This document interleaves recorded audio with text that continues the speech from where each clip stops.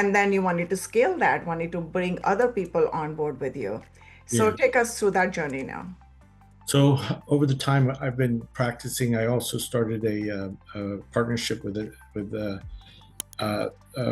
partner of mine, Larry Jones, and we are helping manage large physician, what they call independent physician associations, IPAs, and we have contracts with some of the big carriers like Blue Cross, United, Cigna, and some of the Medicare Advantage plans. Also, and we manage a lot of lives, and we work with like over 1,000 physician practices.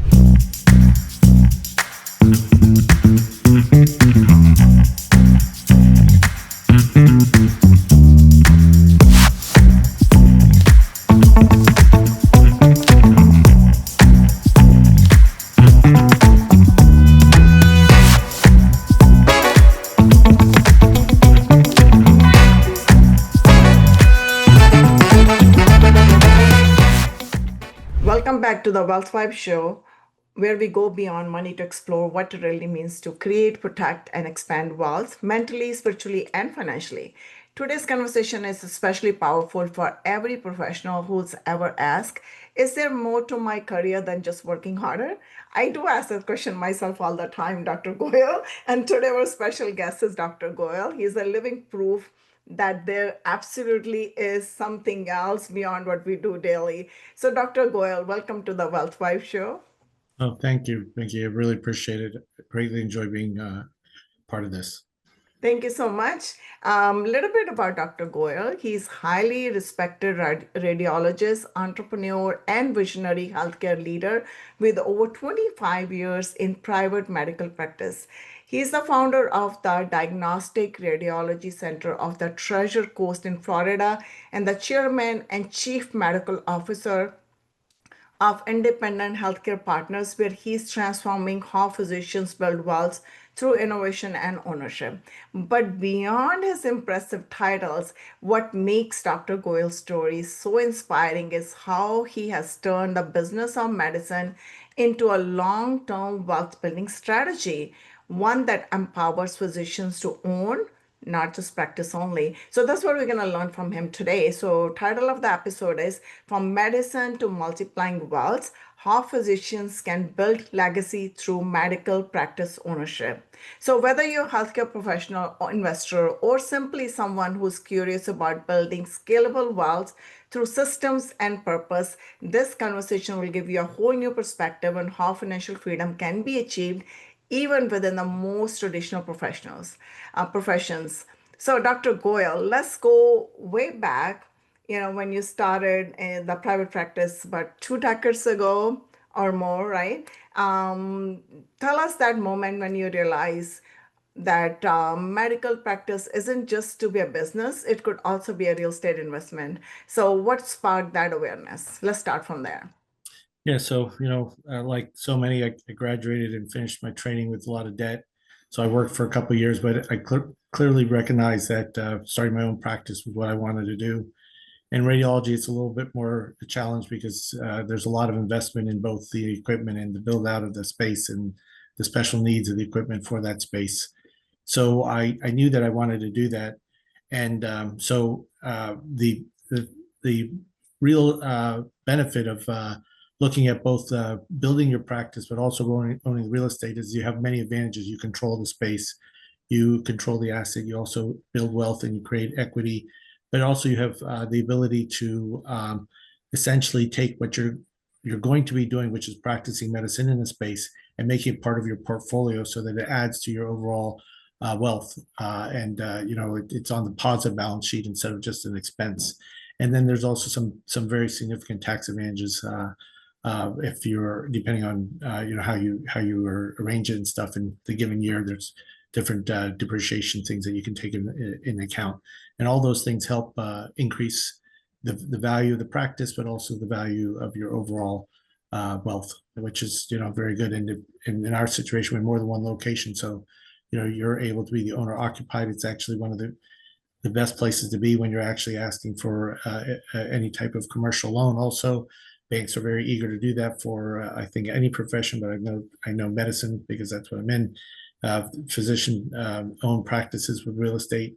office buildings in the practice that's stable. That's the most attractive thing to commercial banks to offer a loan, and they usually will do so on more aggressive terms, giving you a lower interest rate and greater leverage in your ability to secure an investment and decrease your costs and increase your equity. Nice. Thank you so much. So take us through your first deal. How did that happen? Was that organic or, I mean, So what was going in your mind when you're doing that? yeah, so it actually was a location I had started practice in, and it didn't require a lot of investment. But the building went on sale, and obviously I quickly went after it. And there was an easy acquisition. There was a lot of investment that had to go into that building since it wasn't as well kept as I would like to be for my practice. So we put a lot of money in it. There was 2 stories, so there's additional space to rent out. So I became a landlord also, and actually had other real estate also at that time. So it wasn't that unusual to do. And I have a team of people to help me do some of my care and management of the property. So it makes it a lot easier. And we now have our office, and we are able to do what we want. If I want to expand as time goes on, I have space to do so.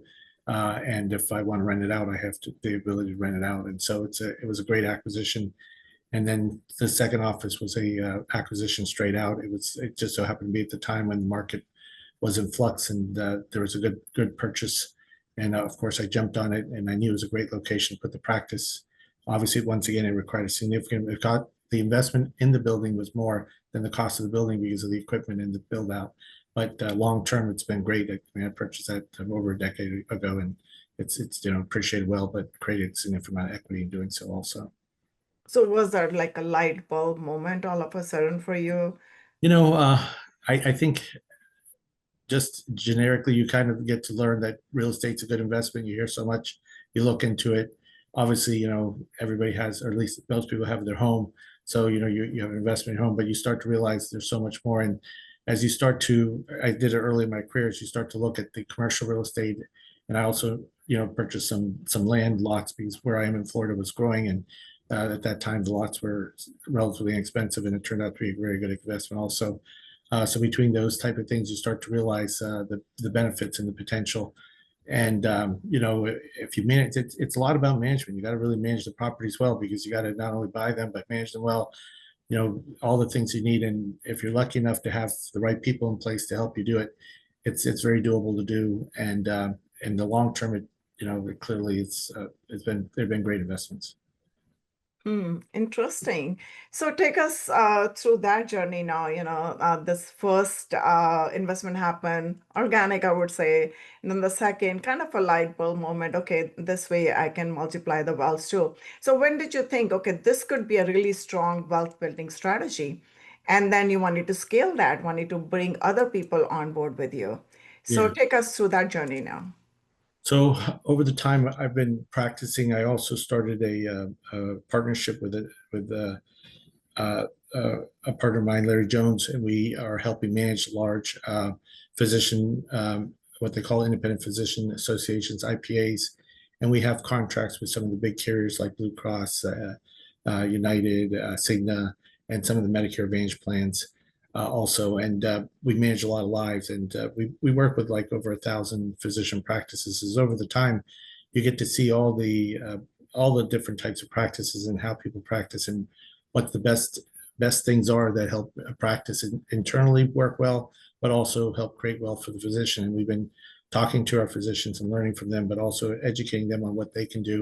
And we've been very lucky to help a lot of physicians start their practices.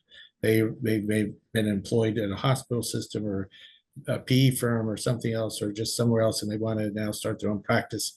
And we've helped them with contracting and get established, but then also educating them on real estate and the other aspects of owning and operating a practice that helps them transition well. And we have health resources and vendors that we work with to help them with their billing and all the different every little function of a practice that's needed.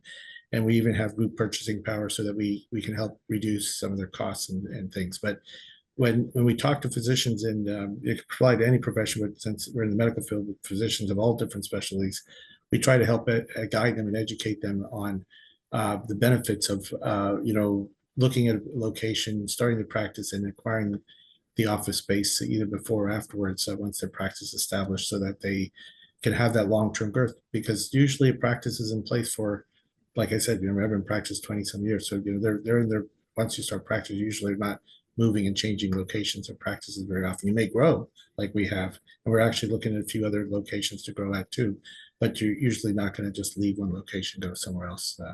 So that's where your wealth continues to build over time, and it's a great thing because you're actually using that space, or at least part of that space, and hopefully renting some of it out if you have the ability to. Okay, so share with me, how do you envision to move forward from here? Because I understand you're creating a debt structure, like a debt fund that you have already created, or is it in place, and you want people to join you in the debt fund. But walk me through your complete model, what Sure. exactly is going to happen at the different phases, and what should an investor look for? Yeah. So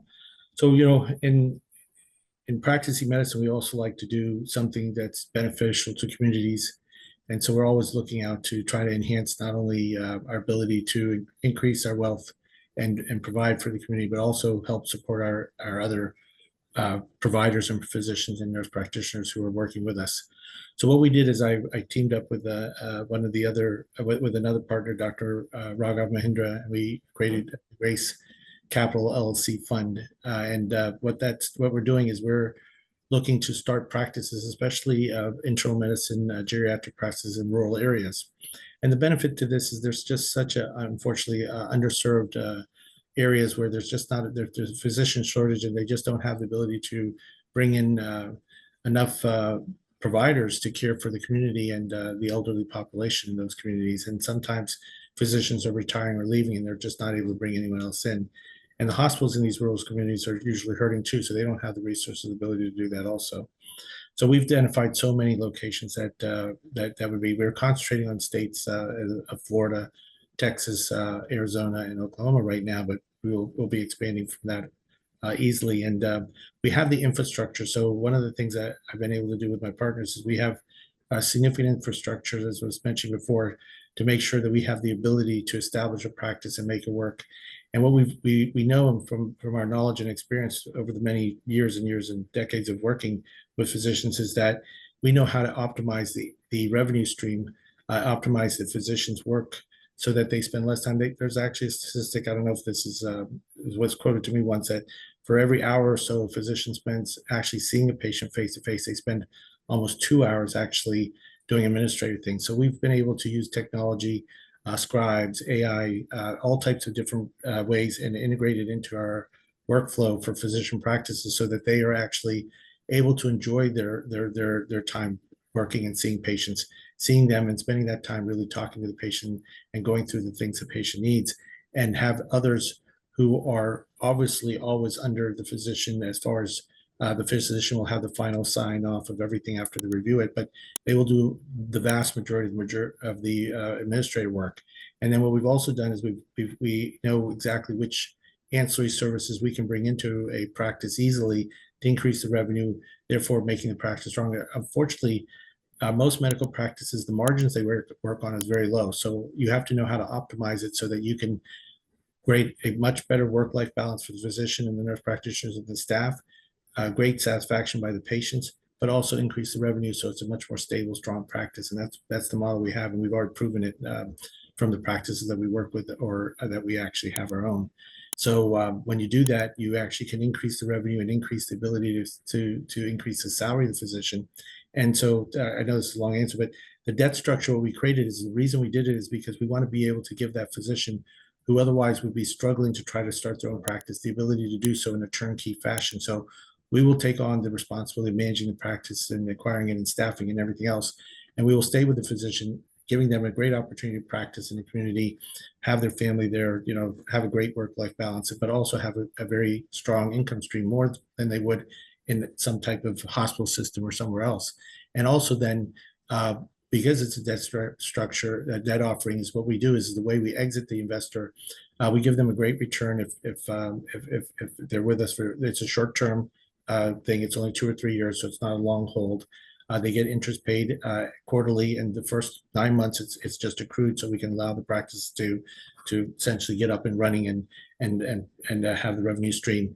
And then after that, they get paid quarterly, and it's anywhere from 10 to 16% depending on how much they invest and how many years. And then on top of that, when they exit, it's very easy because, like I said, commercial banks love physician-owned practices. We know a commercial bank. We now take that physician that we brought into that community and make them a permanent part of that community by helping them acquire a loan to pay back the investor principal. And the investor can actually compound it by reinvesting it and therefore getting a much higher rate of return over a period of time because they're already getting their quarterly interest payments. If they want to, they can keep reinvesting it and compound it over time. So, and the nice thing about medicine is very recession proof. There's really, it's a very stable. If you have good operators and you have good location, you know what you're doing, and you have enough patients, which these communities have, and we're looking for mainly straight Medicare patients. You really, it's one of those businesses where we will have the ability to also acquire real estate with it. That's very stable.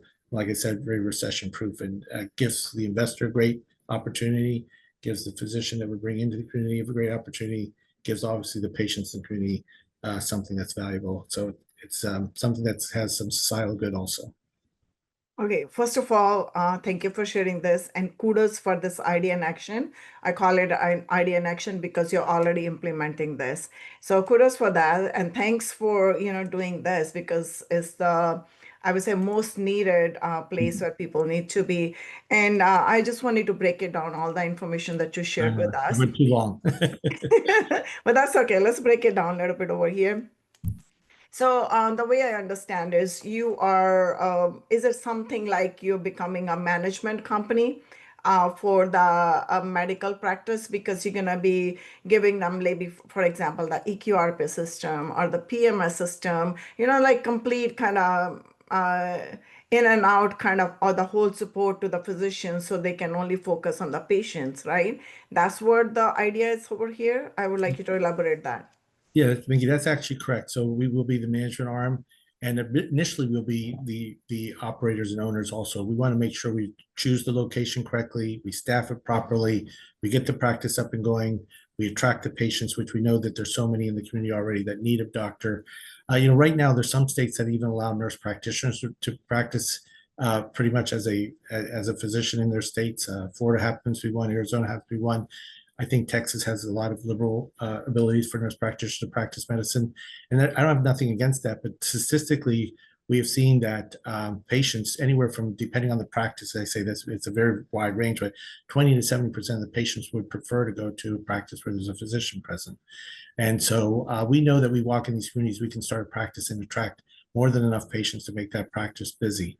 And so, yes, we are the ones who make sure not only from the beginning to the end, but then once it's well established, which only takes up to a year to a year and a half, we're able to now go to a bank and get a commercial loan to pay back the principal, and we've already been paying the interest payments to the investor. So it's you're right. So we help continue to manage it afterwards also, and that's Okay. a strong suit of both the investment, but also of what we're trying to do as far as the practice is concerned. So yeah, so basically you're gonna be a management company, like a hotel management or a property management, right? Kind of similar scenario. I'm just trying to compare, Sure. apple with oranges kind of thing, but Right. kind of on the similar That, lines. and that's why it's so important because you always want good operators and managers whenever you're doing anything. It doesn't matter if you're doing multifamily, you're doing medical, or you're doing dental. Because at the end of the day, if you're not managing that business or that practice or that building or that space well, it's not going to go well for the investor. And it's not going to go well for anything that you're trying to accomplish. So we want to continue to maintain that ability to, but also be able to do everything we've talked about as far as establishing a practice in communities that otherwise are right now hurting. So yes, and that's what makes it strong for us to do so. And in an area of the world of healthcare, which is really recession proof. I mean, there's been a lot of politics about everything, but not Medicare. Medicare is very stable. That's true. And all these areas that your location that you're targeting, there's gonna be a lot of patients who are already doing Let me Medi-Medi, give you an and example. Medi-Medi is gonna support big time the Yeah. practices in the area. Is that That's correct? yes, and I'll give you an example. We're looking at a location, we're talking to. So sometimes it's a practitioner who's retiring. This practitioner, she's 65 years old. She has other interests. She has grandkids. She doesn't want to be practicing as much. The practice is kind of dwindled because of that. She has a nurse practitioner with her. It's in Oklahoma, And she just wants to exit, but exit gracefully. And she doesn't want to abandon her patients. She doesn't want to abandon her staff. And and we have multiple doctors like this, not just one. I'm just giving you one example. And so she's very receptive of us coming in, helping her get the practice stabilized, build it back up, and allow her to kind of gracefully exit. So she's going to start seeing less patients, work less hours, work less days, and we'll be able to bring other practitioners in to start to revamp the practice. And she doesn't have, believe it or not, she doesn't use electronic medical record or any digital. It's all paper. So we're going to bring that into the practice, and various other tools, like I said, scribes and scheduling and texting for the customer, for the patient, so that they feel like they're very well treated and well cared for. And we've just seen the word of mouth alone just spreads very quickly in small communities, that they're like, hey, have you been to, ours is going to be called Grace MD. They're so attentive to me. They take good care. They have good medical care. They have good practitioners. And it's just a very happy and comfortable place for patients to come to, where they get excellent health care. And so it's not hard to establish a practice there in those type of situations. So let me ask this question now. You won't have the tenants like, when we talk about the hotels or the apartment buildings, that's what we talk about, kind of day to day being a real estate investor. So we have a lot of turnarounds, tenants come and go. In the hotel too, people come, short-term stay and go kind of thing. But in this medical practice, you're looking for long-term doctors, right? So where are you going to find these doctors? Because you're not looking to replace that. Where are you going to find the doctors, and how many doctors at each practice? And that's a great question. And the beauty of that is that's what makes this such a strong thing, is because generally speaking, when we can start the practice anywhere, even a lease space, but eventually transition to an owner occupied space. And the beauty of that is that, or start out that way, either way. But the beauty of that is that we know that, I mean, statistically, you can look it up and stuff, that physician practices, once they're established, they're just go year after year, year after year. And in our model, we're even protected. So God forbid something would happen to that practitioner or something like that. We have the ability in our model, the way we manage it and organize it, that the physician will be a part owner eventually after 2 or 3 years, but they won't be the full owner. So we'll still be there. So if God forbid something happened, we can always bring another physician into the practice and keep the practice going. But by and far, that rarely ever happens. And the beauty is that once you establish a practice, have a practitioner in there, they're going to be there for 20 plus years. Usually they just want to maintain the practice and enjoy what they've trained so hard for and spent so many years to achieve, which is their medical ability to practice, in this case, let's say internal medicine or geriatrics. They want to be able to do that. And they just want to do it in a better work environment than the hospital settings, where they don't get the support, they don't get the help they need, and they're just worked to death, and they're just not able to actually deliver the way they want to, the healthcare they want to, and in the autonomy they want to. So that's what we'll be allowed to. Did I answer your question? Yeah, It's how many positions gonna be at each so location? generally speaking, you're going to start out with uh, One. one or two providers, usually a physician, nurse practitioner. As time goes on, you'll expand, depending on how much ability there is in that community. But you're going to start out that way. But the nice thing about this is we literally have identified well over 50 locations that we could be at. So there's a lot of growth. There's just so much need out there for this situation. As far as attracting providers, this is a real win-win for providers, because they're able to now practice more independently.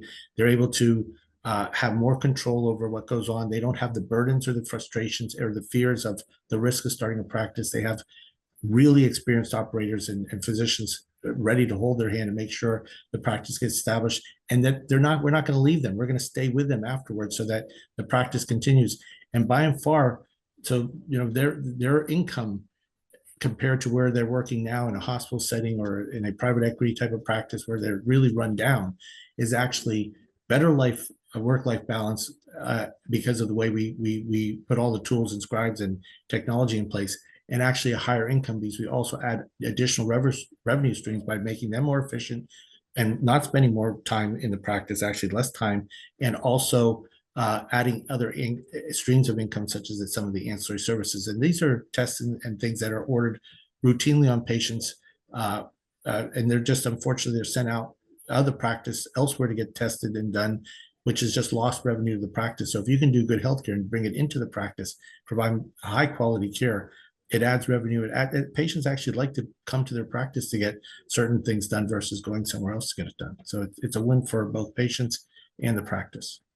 Yeah, but I'm thinking from an investor point of view, so if you have only one physician in one location just to begin with, what if that physician didn't care and wanted to kind of leave like 6 months down the road or something? What's the backup plan in that scenario? So all these have a contract, so they would have to give us. First of all, that rarely happens, just so you know. But they would have to give. It's a contract. They have to give us a certain amount of notice, usually 90 days, and Mm-hmm. gives us more than enough time to essentially recruit another. Provided. Mm-hmm. Yeah, and the beauty is the patient's already part of the practice, so they're not going to get disrupted, and it's a community that's already hurting to have providers. So the patients are very grateful to be able to have a physician present. I mean, obviously, we like stability in the practice, which is generally very, very, very much true to the practices. But if something like that occurred, that's the beauty of having us as management. Because if this physician would go out, start a practice, take all the risks, take all the debt, do all the things, and not be able to make it succeed, what are they going to do? In this situation, we know we can continue that practice with all those variables and concerns and risks in mind, so that we don't put anybody, the investor, us, our time and effort is not going down the drain, because we know that we can restaff that and keep, because the main thing is, like anything, you have to have the patients, and we already have established patient in the practice, and good, bad, or indifferent, the reason we're there is because they don't have other providers to go to also. So, obviously it's a win for the patient, win for the community, but also win for the physician. But if for some reason that situation come up, our model allows us to quickly address it and keep going. So when you say our model allows us to quickly address that, so would you keep a backup list of physicians? Like if something like this Yeah. happen, so you do have somebody immediately go replace that person and then provide the care that's needed? Yeah. So we have supervising physicians. So the nurse practitioners always have to have supervision. And so we have supervising physicians that we can pool that are licensed in the state, and they're able to supervise for short periods of time if for some reason a physician was out or we were recruiting someone. So there's many different avenues to still continue the care for patients. You can use telemedicine also. I mean, you're talking about some pretty unusual and extreme things, but we have thought of these and addressed them to make sure that we do not have situations where patients, because that's our first priority, are left without a provider. And secondly, of course, the health and financial health of the practice itself and the staff there in the I community. think it's just a holistic picture, maybe Yeah, any business, because we're treating it like a business. So we have to you have think to. beyond the just like small one practice. So since you're coming as a management company, I would address it like that, even Yeah, though it's not applicable in the medicine world. But I would say that because it's more like a management company, just you're connecting all the dots. So you yeah, gotta have somebody beyond that one location practice above that too. Just like you said, for the nurses too, right? There's some management team right there. They are just like providing the nurses. They're getting all the lists together for them. So they are readily available whenever or wherever is needed. So I was yeah, thinking from that scenario. So other question I have is regarding the insurance, because that's going to be important for investors to know as well. When you're building this medical base wealth building strategy, you wanted to make sure how they are protected, especially the physicians and even these practices because that we're investing in. So you think if there's a malpractice or something, how do you mitigate that risk? Would you have some umbrella insurance, or did you guys think about that? Or if it's already in your plan, just wanted yeah. to understand that. So let me address two things, because you hit on a very important part, but there's two aspects to it. So what you ended with was the malpractice insurance and things that goes without question. We all carry that, Mhm. I shouldn't say we carry that for without doubt, and we have coverage, so we don't have to worry. We also have liability insurance, and the normal business insurance is to protect the practice and investment. Those are just standard. But the other part of the insurance that's important, and this is what makes the barrier to entry into someone doing this type of offering difficult, is that as physicians, both Dr. Mahinder and I are licensed predominantly in these states. Both of us, or one of us for sure. So we're able to get a lot of contracting done. So the way most patients are not paying out of pocket. They have their own health insurance, be it Medicare, be it commercial insurance, or whatever it is, Medicare Advantage. So, and we really are only dealing with those insurances. We're not dealing with Medicaid. So the reality is that we have to get contracting, and that's what we've already done. We've actually got contracting with many of the payers in these different states for a medical practice, so which makes the ability just to add a new location very easily, and it makes us the ability to establish that practice and make it go very quickly, because credentialing and establishing things is something that sometimes take time. We are doing that when needed, and in certain places that's something we'll do, and usually have that in place before we start. But the beauty is, being physicians, we can actually do it since we're already licensed there, starting now, and we're doing that not only in these states, but we're looking at other states to do the same thing. Or the other option, which is very viable, is like in this situation, we're going to acquire the physicians, retiring physicians' practice, along with the contracts, along with their physician, you could say LLC or PLLC, depending on the state. And so therefore, we will eventually transition it to another entity, but right now we certainly for actually for as long as we want can continue, as long as that physician is part of that practice and allows us to. Which usually, like I said, they're not retiring full time; they're retiring part time, but that still doesn't change the ability to have contracts and things like that. So that's the beauty of this situation, and it is a high barrier to entry for anybody to just do this type of investment offering, because you have to have those. And that's the comfort of working with us, because we have those. So we are protected in that way to make sure that those situations are in place. So now we're able to generate revenue starting day one. Mm. So you're doing multiple things under one umbrella, right?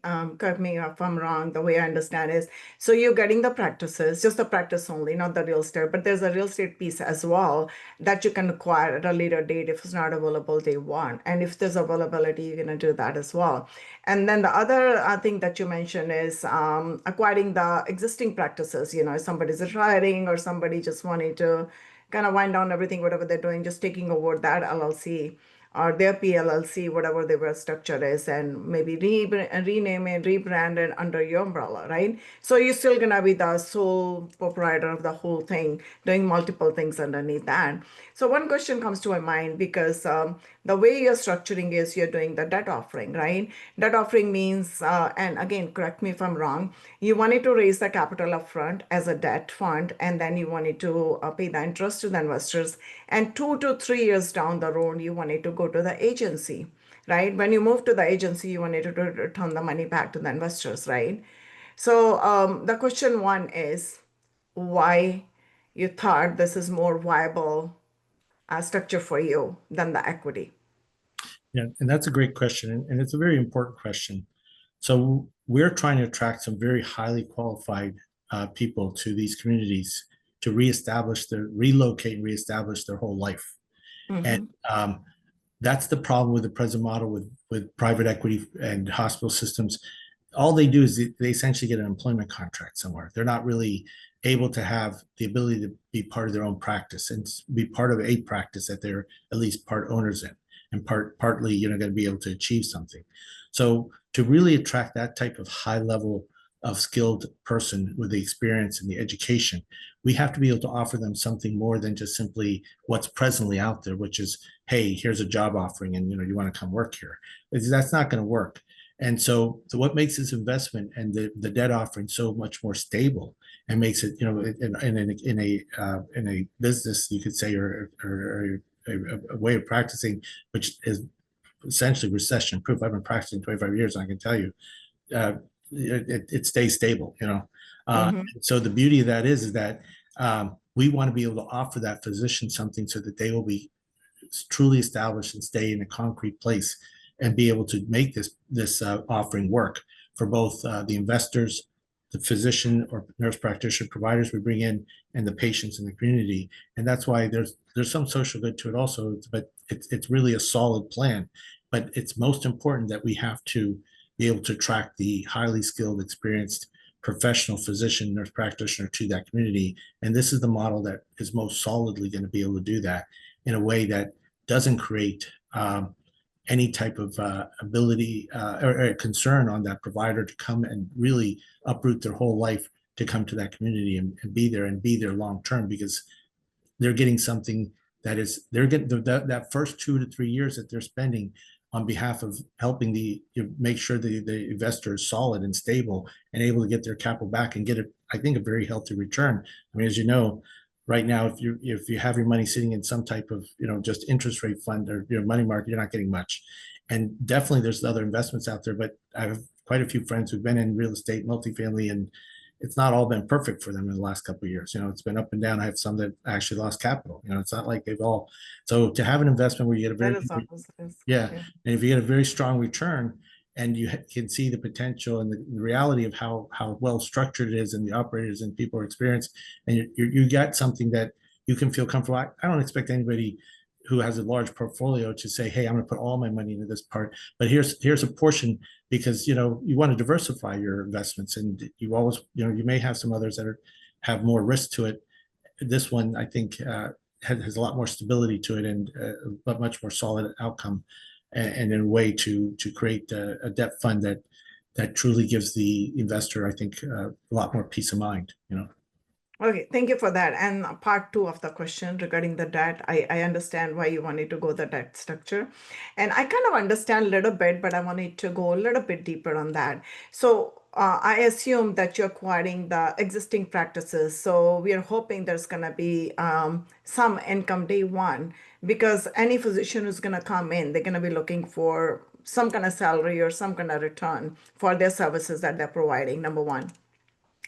And then second thing is for the investors who are coming in, because you're doing all cash at the acquisition, you're putting all cash. There's no debt, zero debt, because you're going to go to loan 2 years or 3 years down the road.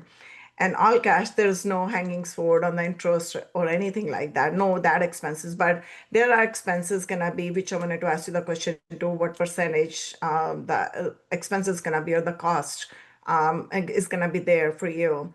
And the question comes to my mind is, I was just thinking about this whole thing in the multifamily, in the hotel, or any other asset classes that we do the underwriting. We do have a model where we just plug in the numbers, the current numbers, and see what it's going to look like for us, whether it's viable option or no.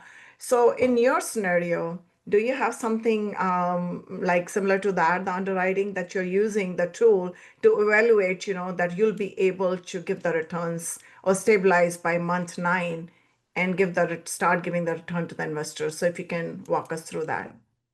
Yeah, and everybody and that's why I say most physicians before they start practice, I think, unfortunately, may have not been trained or skilled or experienced enough to know how to put together a business plan and understand all the different details that are needed to make that business plan work and succeed. And that's what makes what we've done so successful, because we have, through our own experience, we've learned all those things, and working with so many other physicians, we learned it. So we have a pro forma that's clear, and it shows, and we know that so that's why we were very careful in the communities we picked. Luckily, there's so many communities that are in need that it's not hard to find them, but we were careful. We mostly have looked at over 200 some communities, and we really have eliminated a good 75% of them. We're down to 50 communities that we're looking at strongly. But the point being is that we want to find not just okay dynamics for us to enter. We want to find great dynamics for us to enter. We want the scales of need for physicians so strong that we know that pretty much just, and we can tell that by so many factors. We do evaluation of the demographics of the community, the number of providers, how long patients have. We can call up different offices in that area and say, hey, I'm a new patient. How long will it take to get in there? We actually can find out how far patients are traveling to actually see providers right now, because there's no one else in the community that they can see and get in to see. There's so many factors you can study that are just public data that you can easily gather and understand what the need of a community is. And that's why it's easy for us to identify these communities that we know would easily establish a physician practice. So that's number one. And then we know roughly how many patients most likely are likely patients that would start at the practice. And we take a percentage of that, a small percentage of that, and that, believe it or not, if you're at 500,000 patients who are straight Medicare or Medicare Advantage or other things, you pretty much can reach a point, and we have performers show you that, like, of cash flow that is pretty much established the practice, so that's not losing money and able to put off enough money to provide the capital to pay the investors their interest, and actually at that point in time, even 1,000 patients above, most probably then be able to go to a bank and get a loan. And they're not worried about waiting 2-3 years of tax returns to see that. They just want to see that you're actually there, and once you're there, they're more than willing to do so. Based off of what they can see in the practice. And they're usually, you can go to national banks, but you can go to local bank too, and they're going to know the community. They're going to know, I mean, they're going to know the need. They're not going to doubt if you have a physician, and if that physician is embedding themselves in the community and taking a loan, or they're going to have to put some personal guarantee on also, you pretty much know that you got a pretty safe investment as far as a loan goes from the bank. And that's why banks are so eager to do those loans. So yes, and there's a pro forma, and we can share that with anybody, but you have to have anything like that before you start a business.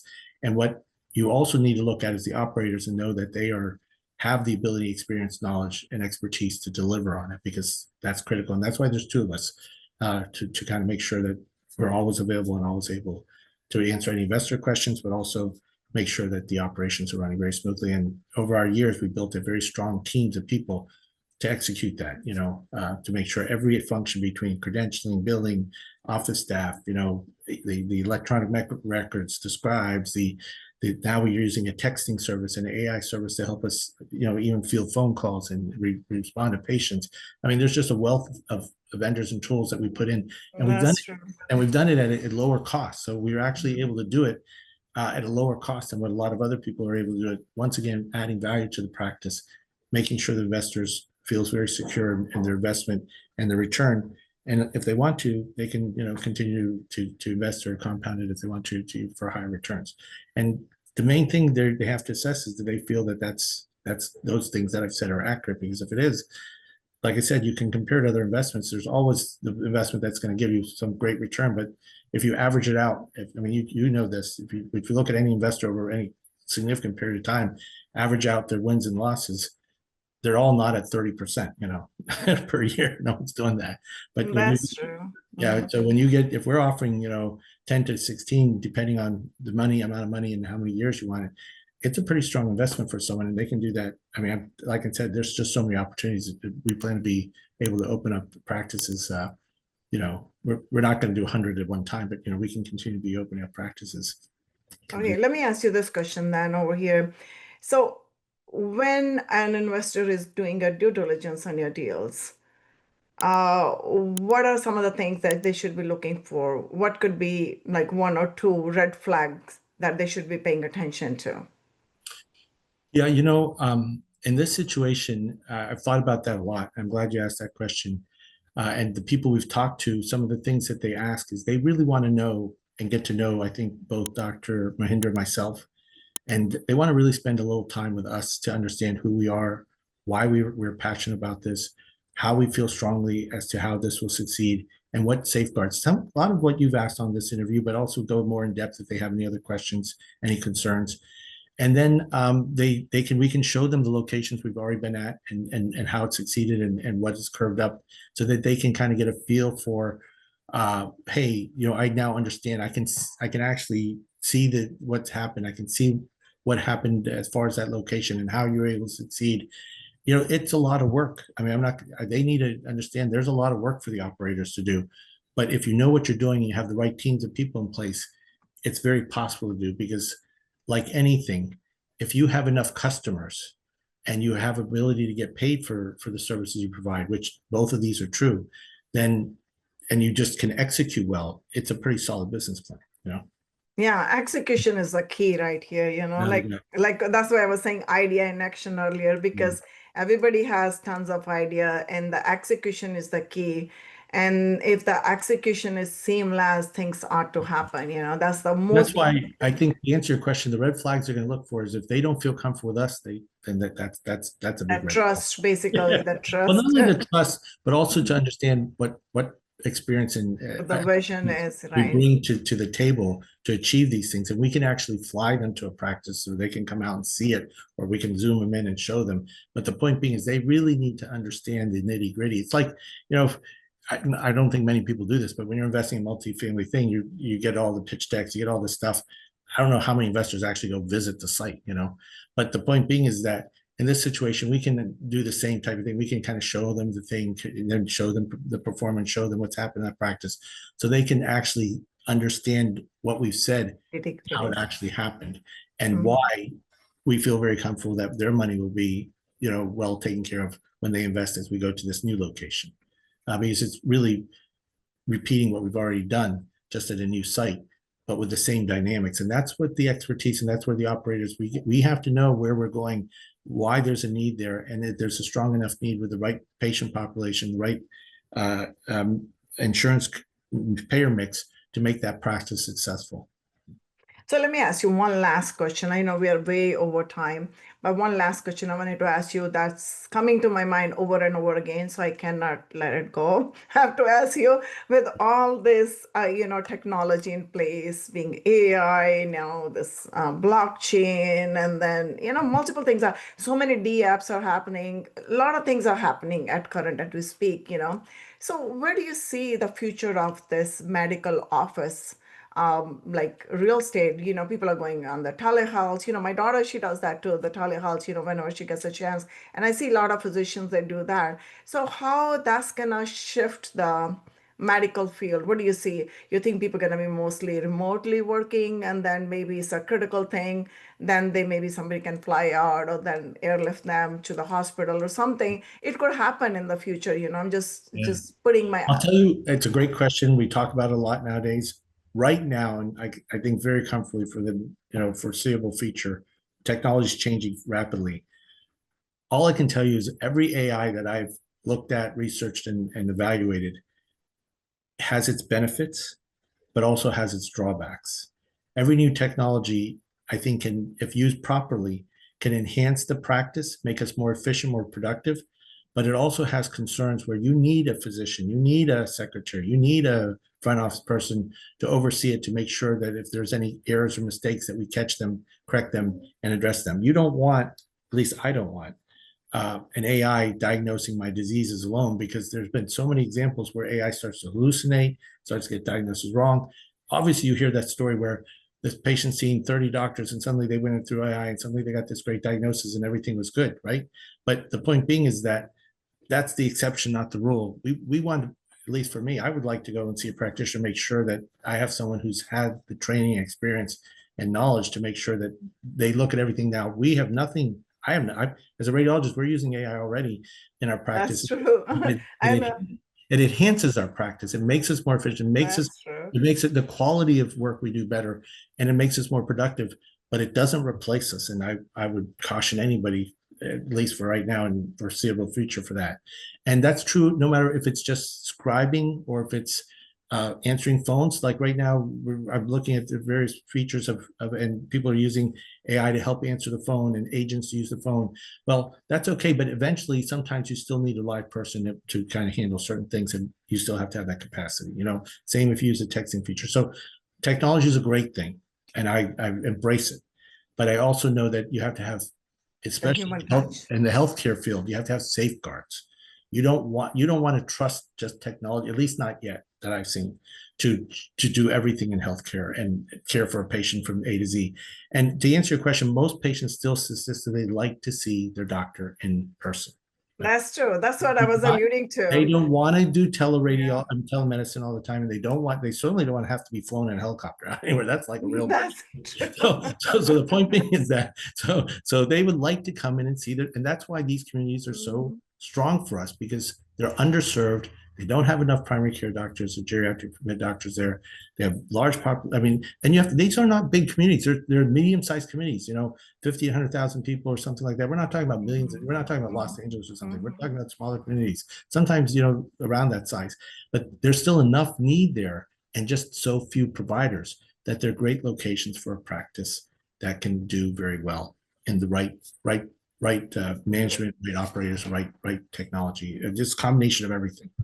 That's the right approach, I would say. And then I wanted to kind of highlight what you said earlier, that everybody needs to talk to their doctor, even though everybody these days, not everybody, I would say like more than 50%, they just Google their disease or they just have the AI And I'll tell tell them you, what's wrong and they go to the doctor and they just say, oh, I think this thing happened to me. yeah.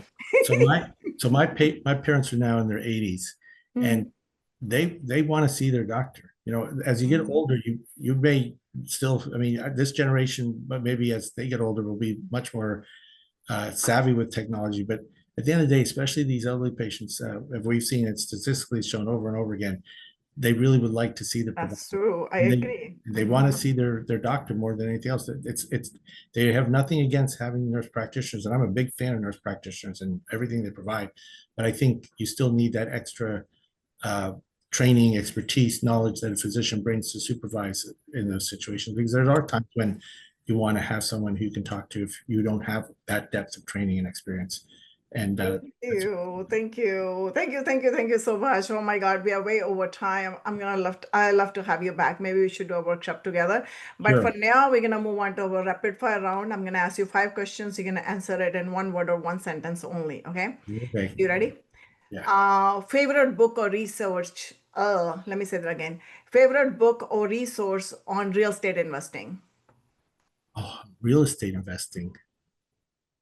God, I'm not even sure. Okay, Uh, that's okay. We'll pass that. I will pass that. And the next one is one mistake you would never repeat in business. that's easy. Billing. Okay, thanks for sharing that. Best investment you have ever made beside real estate. Well, it's personal things count. I mean, I'm very fortunate for the family I have. So just money and investing is always important, but the personal part of your life is you got to invest time and energy into that. I love that answer. Oh my God, family comes first no matter what. That's the best investment. I like that. One daily ritual that keeps you grounded. I have started to exercise every morning, and That's a good one. it's very important to me. It keeps me grounded. I like that how you said I started doing that now, which is good. You can start any days in your day. How do you personally define true wealth? It's about freedom of time, and it's not about how much money you have, but be able to live a happy life with the people you love and have the freedom of time.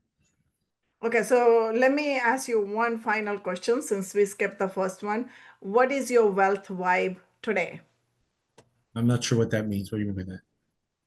Because from all the conversation, whatever we talk about, so what do you think? What is the wealth vibe? The Uh, wealth vibration? I apologize. I'm not sure exactly what you're asking there.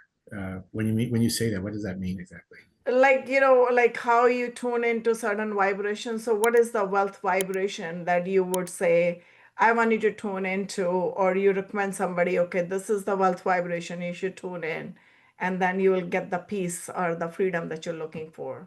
Oh, uh, self. You gotta be independent. And self. You got to take care. You have to build your own businesses. You have to be an entrepreneur that builds your own businesses and know. But it takes a lot of work and energy to operate and know how to do. I know that's more than one sentence, but to answer your question is, I believe in being the person who really sets out to run their own business and practice. And if you're going to bring investors, to do so in a way that you care for them and their money in the same manner that you would for your own. Thank you. Thank you, Dr. Goyal. I love your story. I love your model too, actually, This is like a win-win for everyone. And at the same time, you're giving opportunity to other people, the investors, to kind of contribute to your cause. And by default, they are helping others around in the community. Thank you so much for sharing valuable insights with us today. And how can people reach out to you? You can reach me through my email, which is apple7676@gmail.com, or you can actually just call me or text me at 772-971-0252, which is my cell number. Thanks again, Dr. Goyal. Wonderful. And everyone who's listening, remember your career can be your greatest investment vehicle if you approach it with ownership, not obligation, like Dr. Goyal said before. So stay inspired, Stay intentional and keep building your wealth vibe. See you next time. Bye for now. Thank you. Thanks for tuning in to the Wealth Vibe Show. If you enjoyed the episode, be sure to subscribe and leave us a 5-star review. And don't forget your free gift. Download the Busy Professional's Guide to Real Estate Investing at loombainvest.com. See you next time with another amazing guest and another powerful conversation.